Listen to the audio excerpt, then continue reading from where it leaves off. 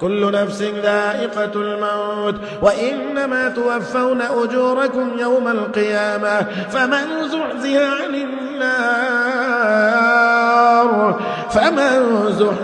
عن النار وأدخل الجنة فقد فاز وما الحياة الدنيا إلا متاع الغرور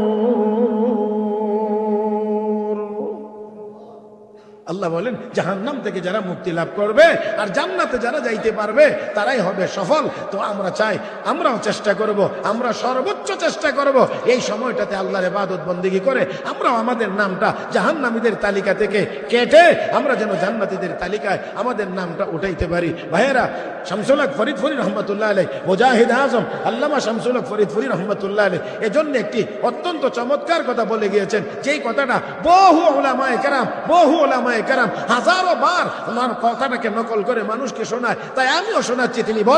তিনি বলে গিয়েছেন এত সুন্দর কথা যে তুমি যদি আল্লাহকে পাইলা, দুনিয়ার কিছুই পাইলা না, তাহলে তোমার আফসোসের কিছুই নাই, তুমি সব পাইলা। কারণ কাকে পাইছো?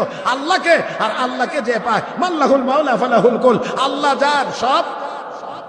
যার সব। আর তুমি দুনিয়ার সব কিছু পাইলা কিন্তু আল্লাহকে পাইলা না, তাহলে আসলে তুমি কিছুই পাইলা না।